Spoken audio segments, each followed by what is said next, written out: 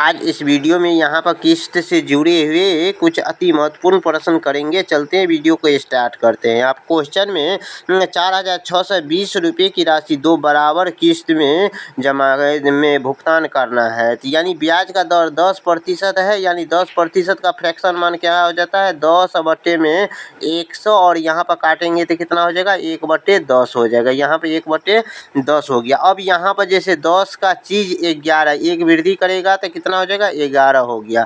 उसी तरह से फिर यहाँ पर 10 का स्क्वायर करेंगे किस्त में, तो यहाँ पर 10 का स्क्वायर करेंगे तो 100, 11 का स्क्वायर करेंगे तो कितना 121 हो जाता है। ये रेशियो में हो रहा है।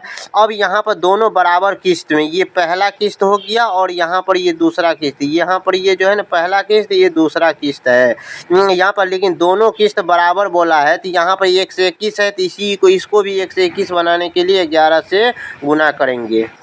अब यहाँ पे 11 से इस साइड गुना किए तो इस साइड भी 11 से यहाँ पर गुना करेंगे। तो अब यहाँ गुना करने पे ये कितना हो जाता है 110 हो गया और यहाँ पर ये 110 पहले से ही है, यहाँ पर 100 पहले से है। इसे जोड़ेंगे तो कितना 210 हो जाएगा।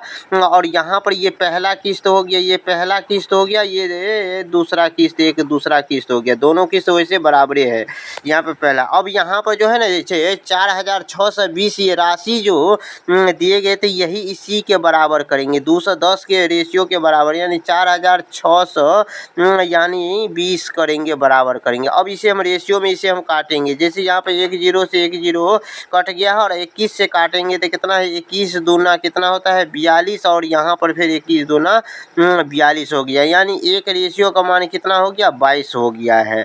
अब लेकिन हमें प्रत्येक किस्त बताना है, तो यहाँ पर प्रत्येक किस्त कितना है, यहाँ पर भी 1 से 21 है और यहाँ पर भी 1 से 21 है। तो ये पहला किस्त हो गया और ये दूसरा किस्त हो गया है।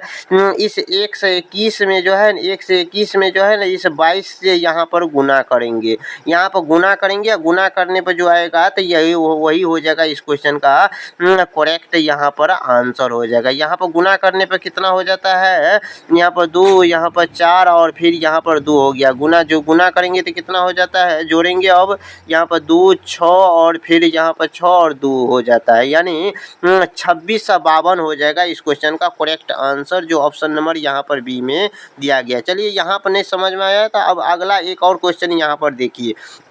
यहाँ पर 3,780 की राशि दो बराबर किस्तों में भुगतान चुकानी है।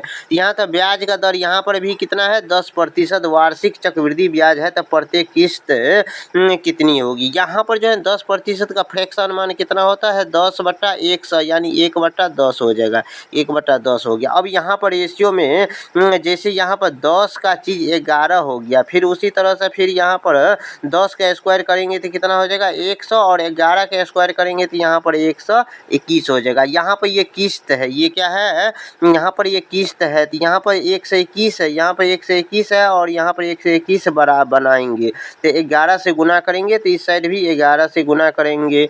अब यहाँ पर देखिए इस साइड यहाँ पर ये कितना हो जाएगा, जोड़ेंगे तो 1 से यहाँ पर गुना करने पर कितना हो जाता है 100, यहाँ पर 10 हो गया, 110 हो गया और यहाँ पर जो है ना इसे 100 में जोड़ेंगे तो कितना हो जाता है 210 हो गया है। अब इस 210 का तुलना किससे करेंगे 3,780 से करेंगे, तो यहाँ पर 210 से इस एक 3,780 में क्या करेंगे भाग देंगे। यहाँ पर इससे भाग देते हैं 0 और यहाँ पर 3 सत्ते 21 हो जाएगा, यहाँ पर 3 से काटेंगे 3 दूना 6, 3 का 3, 3 दूना 6, 1 3 6 18, 7 से काटेंगे यहाँ तो 7 के 7 और 7 5 बच गया, 7 8 56, यानी 18 हो गया। कितना हो गया 18 हो गया। ये एक रेशियो का मान, यानी एक रेशियो का मान कितना आ गया यहाँ पर 18 आ गया है।